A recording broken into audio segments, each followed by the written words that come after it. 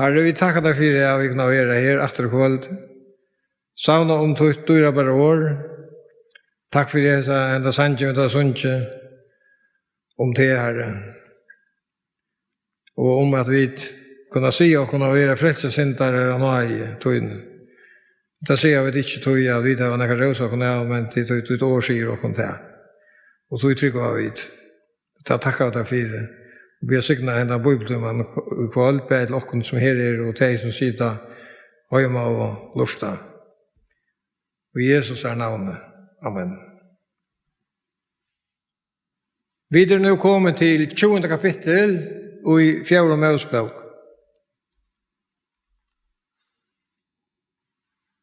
Och senast lejer kväll ta hugg ut det synder på 13 och 14 kapitel och 16 kapitel.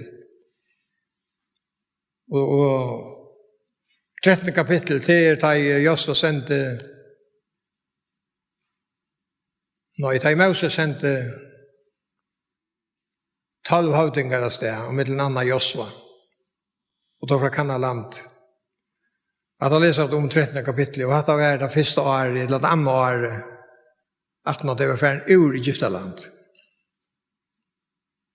Men mellan andra kapitlen och andra 20 kapitlen ligger all ferien i Øymørs. Og i 8-23 år ligger middelen her. Da vi kommer til 20. kapittel, så begynner han ved Jesus, at i første måned, og det stender i fotnotene, at det er søgnes år. Det var i Øymørs. Da kommer Israelsmenn alt samkommet til syns øyemørsk. Så sier nå alt helt atterlig dett, og det øyneste som lever etter enn og hvordan så med en pastoren av dem de gjør, men Moses lever enn, og Aaron, og Miriam døy så her, det stender også til første versen. Her døy Miriam, og her var hun gjerne. Og muligvis nøkker folk av det gamle atterlin, og var lov vi her, holdt av begynner vi, men vi kunne så ta ui, ta så for å teka land, og det kjøtt at han og hetta. Ta var ånden etter, utan Josva og Kaleb. Da var jeg Aaron Moses deir øysene, og dette var det som God har sagt.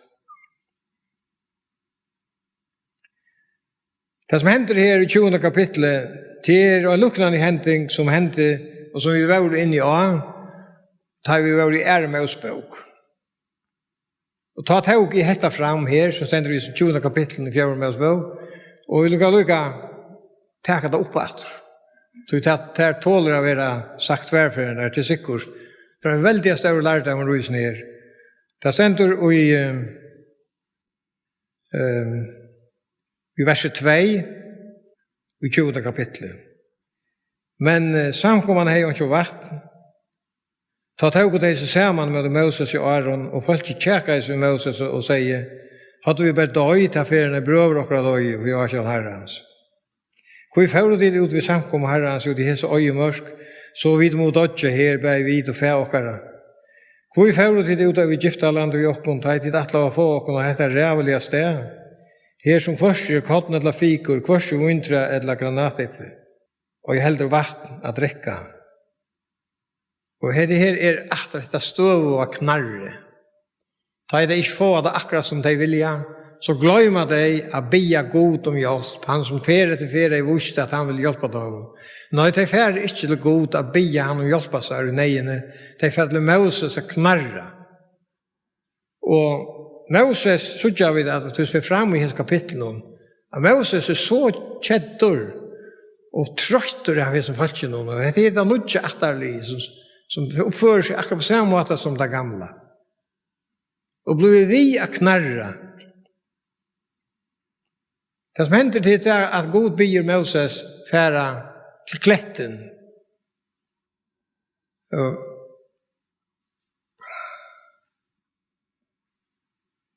Klätteren, han talar om Herren Jesus. Hvis vi slår på 5. Mosebok, og kapittel 2-3,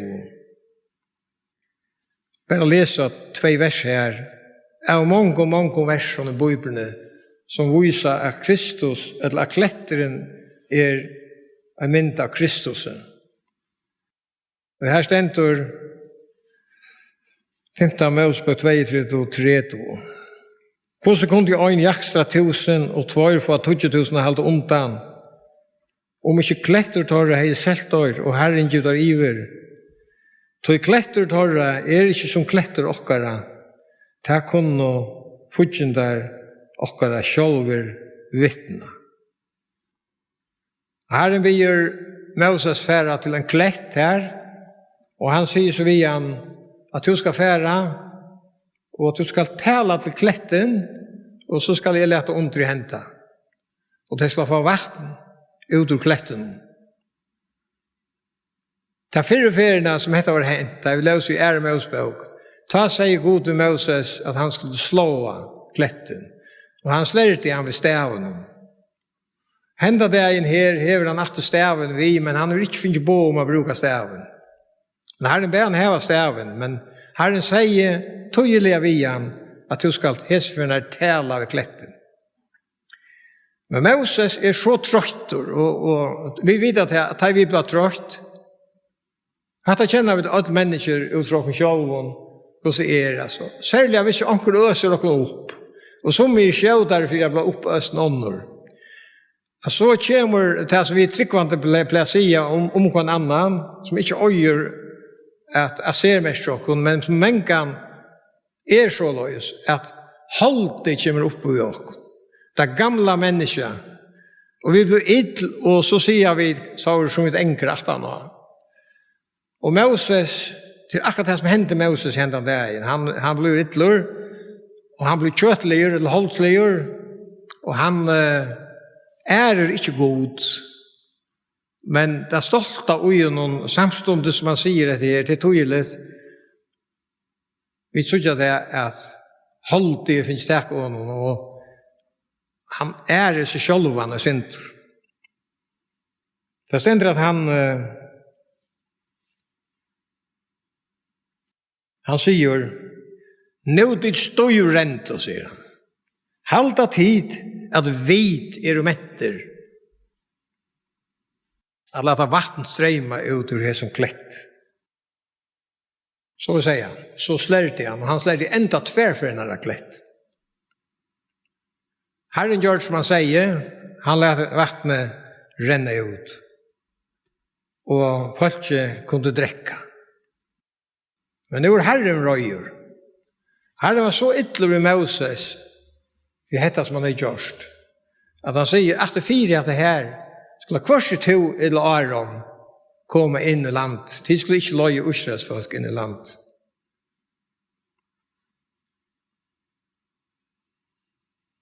Det stender i Salme 106, leser vi dette her. Salme 106, vers 2-3. Det stender, tei Israelsfolk, tei vakt og røye hans herre, vi mer på vøtten, og valgte av Moses i Jeks ytla. Det var folket, dette avlytna folket, dette trøttande folket, som gjør det etter at jeg gikk Moses i ytla henda deg, så ytla, at han miste til fornøyelse at slippe å føre Israel inn i land.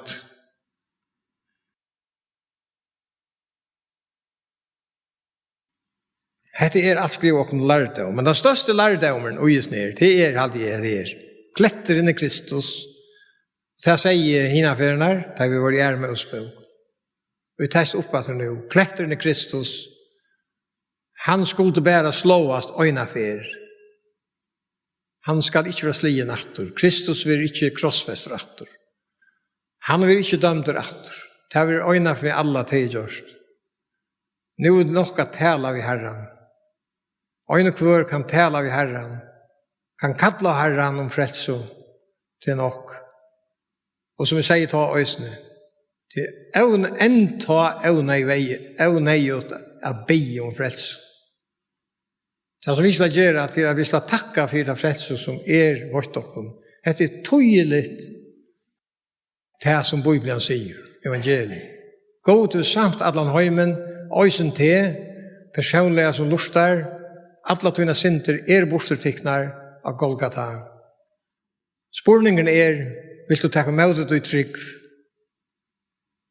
Vil du ta med du trygg?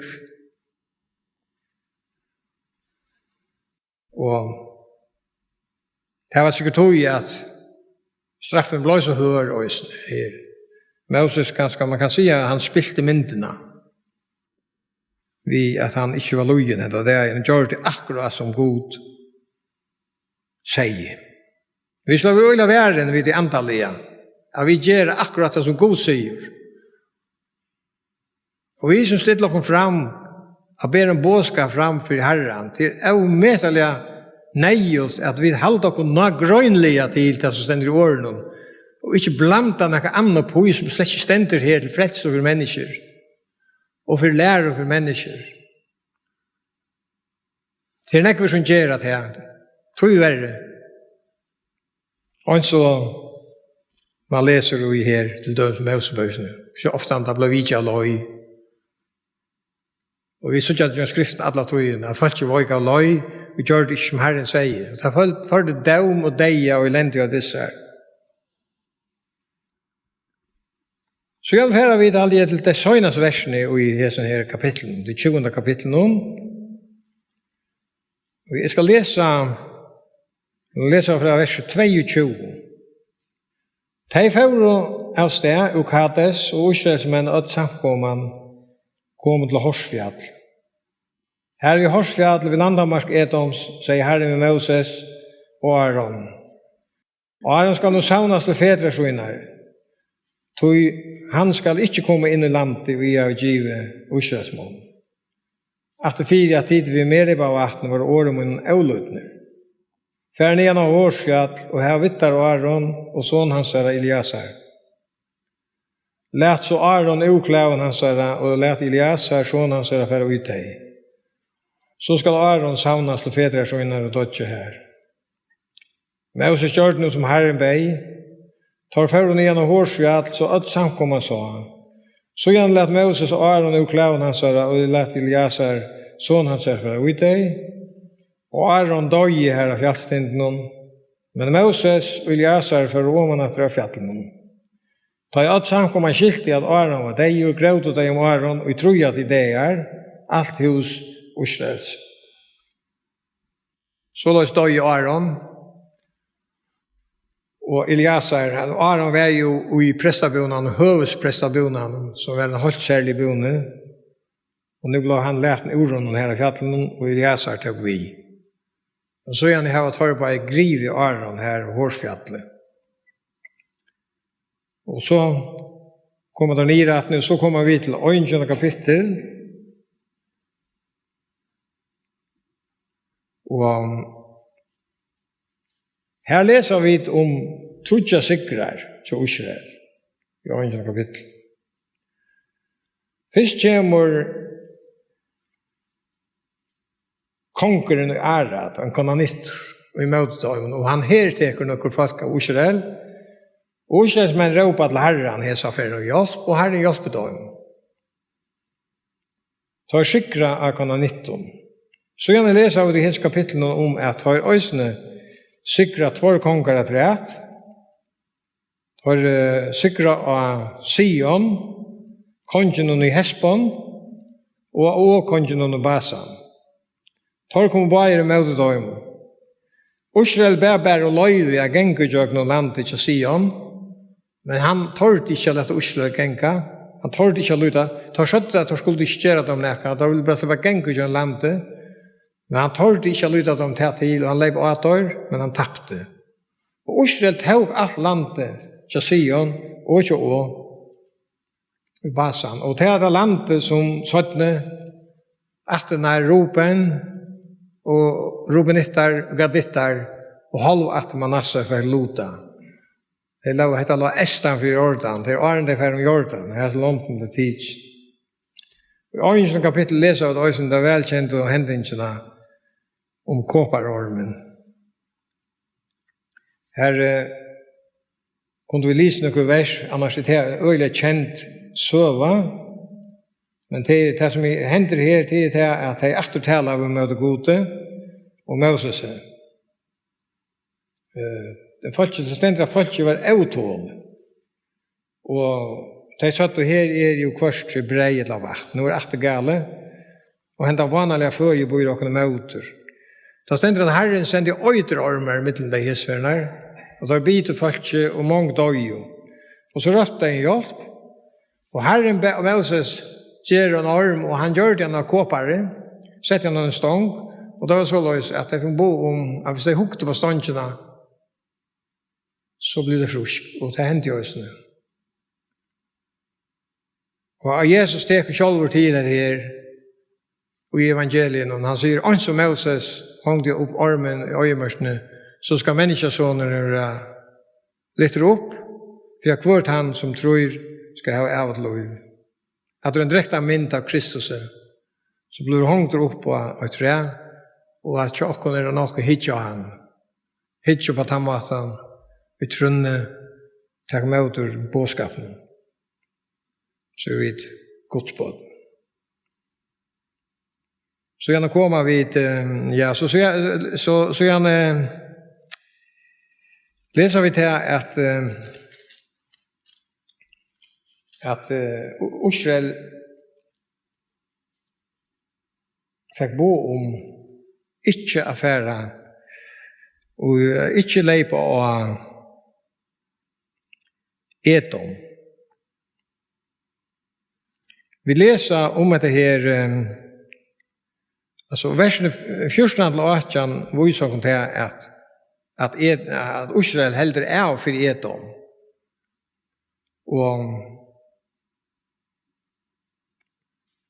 Och i 15 Mosebok kunde läsa när som ständer i samband med detta i 15 Mosebok. Det ständer i 15 Mosebok 2, 4-5, det här. Detta läser av 15 Mosebok, då tar det att Moses hickar efterrätten, då sa folk om det som är hänt. Och han säger, men ge folk nu detta på, ta i tid nu färra, jag nu landet och bröver tycker siner esa öja, tar som bygg vi ser, och tar reastickon, skulle tid vara det väl att tid onkan ofrigera dem. I djövet kan inte så mycket som fällbröta landet torra, tog jag giv Esau säger sjötlig och. Så stände det började, så får vi långt bort från bröden och sonen Esau som bor i säger, vi hilde av igenom, det gånger ur elat och som geper och öjmörsna, vänt och en ära löj och hilde fram vägen av Moabs öjmörsk. Ta sig Herren med mig, du måste inte halta Moab bittar och ångan ofrigera tajmon, tog jag givet här och inte landet tar i ögon. Sonen lott där vi giver ära att öja. Det är så som god i himlen och bestämmer. Esau var ju bodjo i Israel. Han bodjo Jakob och han är finnet i ett lag. Och detta skulle Israel inte göra något vi. Och det samma var vi sin och Lot. Lot var brorson och Abraham. Och det som han lott och hans var afkom, det skulle då inte nästa. Och så gärna kommer vi till kapitel 22. Det här är händingarna skulle vi för hittills inte på. Det är en ekvilla kjolsom händing som händer här. Omettelig allvarsom. I utskriften i 22 kapitel är att Balak sände boet Biliam. Balak, han var kongur i Moab. Og han reis Israel. Han kunne ikke vite at Israel finner på å slett ikke leve av han. Men han høyrer om Israel, og han reist. Så sender han på etter øyne som er Biliam. Sånne Beor. Og i satt verset leser av et så løs. Han sier vi Biliam, kom nu og banna meg her som falskje, tog til meg og størst. Kanskje jeg tar kunne vunnet det, og rike til landet. Jeg vet jo at han er to signar i signaur, og han er to bannar i bannaur. Han sendte så tar hakst og her landet og fyrer seg til Biliam, og tar sky hette av Biliam. Og Biliam, det så vi bøyna vi, det vi leser til her, han føler seg smigra igjen, han konkurs et bo etter honom, og han vant seg større løn, det er noe grunnfyre, han vant seg. Men god kommer til Biliam. Og han får vite fra gode, jeg leser vidt i 12. verset, men god sier vi Biliam, du måst ikke fære vidt ham. Du måst ikke banne her som folket, du til skikna. Så sier Biliam vi etter her, og legger merkes, hvis du leser andre kapitlen, hva Biliam sier. Han sier, God vil ikke lova meg vittikum. Han var så kjettur, men han tålte ikke å gjøre imot God. Men han var så kjettur, han slapp i månen. God vil ikke lova meg vittikum. Ta for å høymater, men Balak gest ikke, han sender en større nevnt, og lovar han beg høyer og løn og alt. Tar kom atter. Ta seg god vi Biliam, eller Biliam sier vi som menner, tar det kom atter æreferne. Og han sier, men Biliam sværer mån og Balaks. Og jeg så sværer Biliam.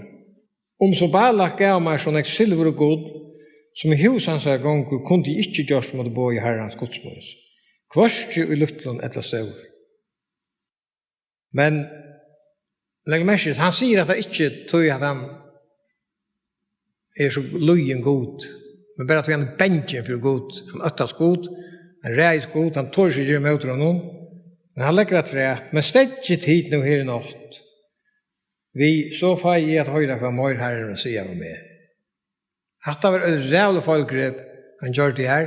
Han skulle ha hildet seg til god deg sakta, han skulle ikke spanne folk til noen, så han skulle være fullkomlig konsekventer og sagt, han ikke ikke balla. Hvordan jeg har lønt og bjør om her, til at folk ikke skikna, og jeg kan ikke spanne det. Men nå sier han at han skal vite hva god nå møyre å si av seg. Det må jo nødt til hvordan vi taler som så det, så han frøsta god. Og god leter han så sleppa at lukka som han slipper han leis som på en mat. Det stender så at god kommer nåtten av Biliam og sier gjør det til og færre hans mamma, men du må ikke si utan det som bid sier. Så tror jeg nok til at Balak når at Biliam forstår at det ikke rett affære, men han fyrer. Og det stender at Guds røye tendreis med rom til han fyrer. Så det her merslige hendingen ved eselen. Han røyer en esle, og nå kommer angel herrens med eselen for stekken. Og esle ser angel herrens med en Biliam ikke ser. Han slår esle, og så prøver han en annan ved, og så färd det ögna sig som det var så rävla trångt och foteren kom fastor av Biliam med en gärre. Och han blev öjlig ytler i äsle. Jag ska läsa några vers här från 16 vers i 22 kapitlet. Angel herrans fån och långkor och stå av trångon steg här omöjliga slappleviks, kvörsle högre och vinstro. Ta Jesle sa angel herrans lejda sig vid Biliam. Ta tendreis vrøy i Biliams, og han får slå Jesle vid staven. Men så hendte nekka merslet. Men Herren la munnen opp på eselen, og det sier vi Biliam, hva har vi gjort der? Tu har noe trutja for slie med. Biliam sværa i eselen, og tu hilde meg for spott. Jeg har bare hatt svør i hånden, så skulle jeg dripe det.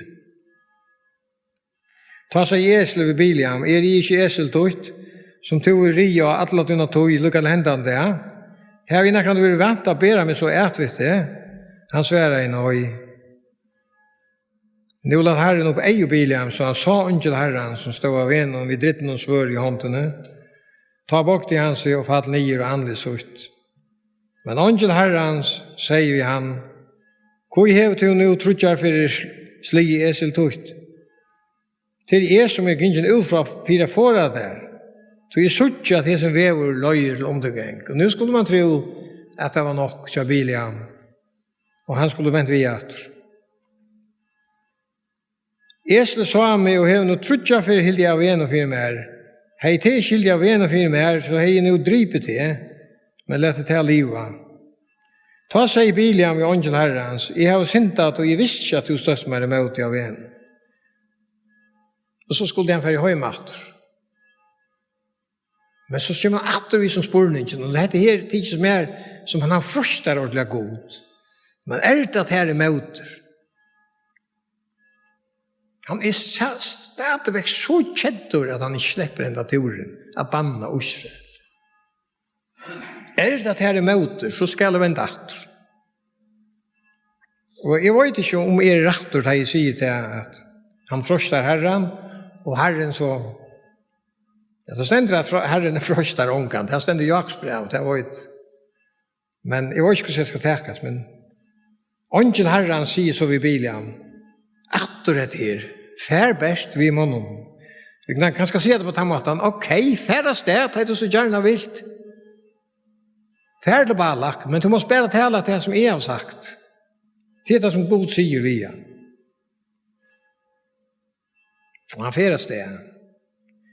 Og han fær så, til å lese av det 3. kapitlet, han fær så, og Balak og han tar færre bøyer, og Balak dreper den rikko av kreaturen, og offrer nekva penger på etter her.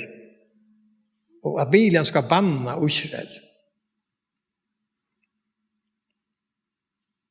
Og så fer Biliam at søkja så råd til herren. Og han fer selv han til å se om vita, som han finner alle tøyene. Og han sier også til som god hur Biliam sagt. Og vi leser i kapittel 0, vi skal lese fra 8 til 20, og i 23. kapittelet. Hvordan skal jeg banna at jeg god ikke bannar? Hvordan skal jeg bli ikt ut han, og i herren ikke røyra? Så jeg frelst hinten og suttje han, og hatt noen skoj i han, til at folk går boi for seg selv, og mittelen høydningafolkene råkner det seg ikke. Hvor kan telja Jakob, og telja han det som doste, eller enda bare fjøringen av Israel, lett Salmoina få at han deia, og i henne sannhjerst av få, og lett løslukk mot være som torra. Så ikke sikningen her, her etter til profetien som alle tøyne bøyden om Kristus, den som god til lov og lykke fra den første bløven og i bøyden, at det skulle en profeter komme, en større profeter. Og han sier her at han kan ikke banne hessen her folkene.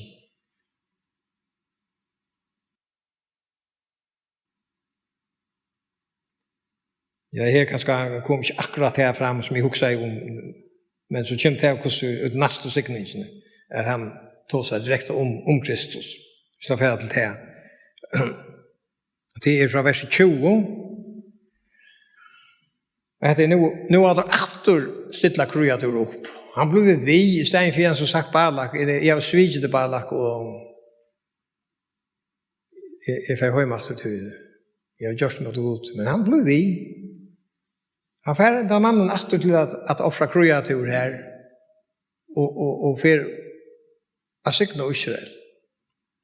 I stedet for å gjøre det som han var kommet å gjøre, til å banne Israel. Sørst du at sikna er meg givet. Han hever sikna, og jeg kan noe ventgjøve du. Og skoar han eurakt i Jakob, og ser han møyne i Israel.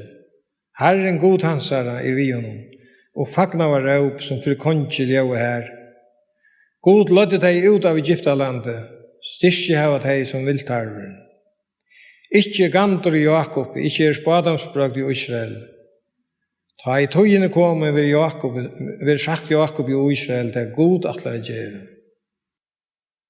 Så det her, konspiratila god kan si hattar om Israels folk, vidt å se, og hørst atre kvöld, og feret fer, etter å se om det har vært eulig folk, troksfolk, og god, han er fløyfner hørt vi at få komme da. Hvordan kan han si at han sier ikke møyne vidt om? Det kan ikke andre forklaring være på det. Og sånn at han ser langt her, det er Jøkken Kristus, som skulle komme og løye for deg og for dere ødel. Han ser Jøkken Kristus, så ser han ikke møgn. Og så er det også i åkken som trykker Kristus. Her var så vidt og mengen som ikke skulle være. Men da Herren ser Jøkken Kristus på åkken, så ser han ikke møgn ved åkken. Det kan han ikke. Og Sanker sier, «Tu sørst og med, men sånn til en god sørst jo. Med sørst jo øyne lagt man og i hans kvita rettforskru. Tar halda så fram, og tar bliva via sitt litt offrene opp. Men det sender om Biliam, og i det 24. kapitlet, at det kommer til 24. kapittel. Jeg skal lese fra vers 15. Så ber han fram ljøsut og sier, så sier Biliam, soner Beor, så sier Mauren vi achterlagt noen eia. Så sier han og høyre år fra gode, og vi finner kunnskap fra henne allvald. Nøyande nier og opplagt noen eia. Jeg sutjer han, men ikke nå. Jeg skojer han, men ikke nær. Opprenner stjøttene av Jakob og veldesbrått i Rysar og Israel. Han sårer tinningar Moab, så tøyner avfria rattene. Ur Jakob kjemmer han i råskal. Han øyer og bojer noen tøyr og bjerger seg her. Jeg skylder det etter en profeti om Kristus. Jeg sin veldige hvor han. Opprenner stjøtten av Jakob, veldig språk til ryser av Israel. At det Kristus, at det god som frelser folksut fra deg og døme. Etter en synderlig hending, som vi leser her om Biliam, holdt ometerlig synderligt. Han fattelig ometerlig opp til smauren. Og dette alt skriver åkken lærte om, så jeg søkte ansett etter åkken som tryggvann, hvordan vi fælt ert. Det stender i 4. Mosebok, ja, hese sånn bøkene, kapitlet 31, og det 16. verset. Det stender om her at det har vært Israelsmenn tar hevnt oss innan midjanittar. Midjanittar hadde gjørs innan Israelsfolk. Og tar hevnt oss. Og det stender her 4. Mosebok 1-16. Tær var det jo tær. Det om kvinnerna i Midjan. Det taler noen som leser nå. Tær var det jo tær. Og etter rav om Biliams dar av Israelsmenn til troløys mot Herren. For Peers skuld, så plavan kom samkom Israels. Samkom Herrens. Det som hendt her, det var det at Biliam har lagt Balak rav. Han sier, hvis du først hadde folk ikke synda, så får goda bli yttervitt deg, så først du var kunne banna da. Han fettler bare djupare som er. Så han fører lydsynd skøyur av begynna vi, og helt ikke. Fast vid oss år.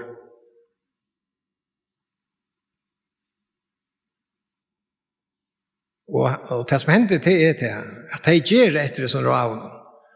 Kvinnerna, de midjanitske kvinnerna får inn, blanda seg inn i Israels folk, og her driver Israels med hår vidt av dem, og der finner de at de skal avgåde den her. Så ser her. Og det kom en øyelig dømer i Israel, og det fattlet en rykva av folk i samband med det.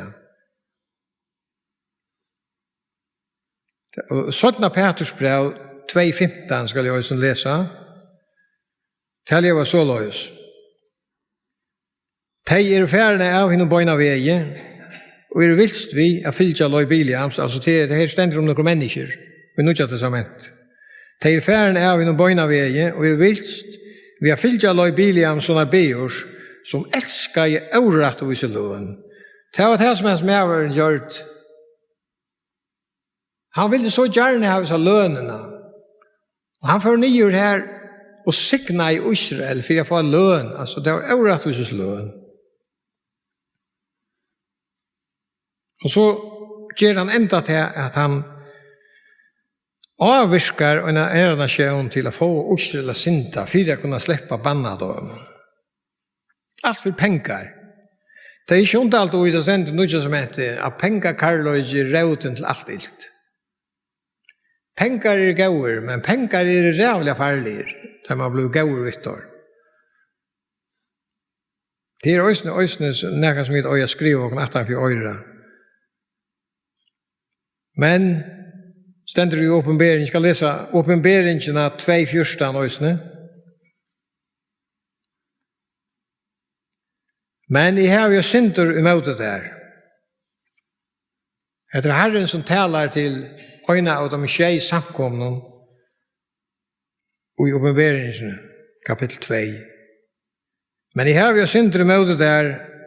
To hever her så där nökor vi hålla fast vid lär och Biliams som lärde Balak att lägga avstånd för böden och Israels att äta avgoda offer och driva silois. Enden av Biliam var han att ta i Israel tog hämnd i Midianittar. Ta läsa vi om I 4 Mosebok 1:8 ta i Biliam ta i Israels män tog hämnd i Midianittar ta blev ösne Biliam dripen svör. Så han enda I han såna dagar. Det här är en allvarsam som händing som vi da läser om kväll, ösne, som så nekvar av dem som vi läser her. Og det har vi nekka a lære oss til helt sikkert. Det har vi da. Har vi takket der for dette som vi da lyser og det som vi har rundt bort fram kväll.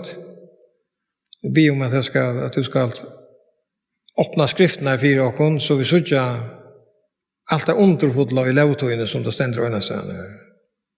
Det Bibeln är en underfotla bok. Ta en öppnas för oss. Vi söker dörrt nu igen. Det heter inte människans år. Så blir vi bara mer stäfest och I trunniga till. Og det tror jeg ut alt til. Nå tog jeg vet om at Gudsbød skulle lære etter, at elske skriftene,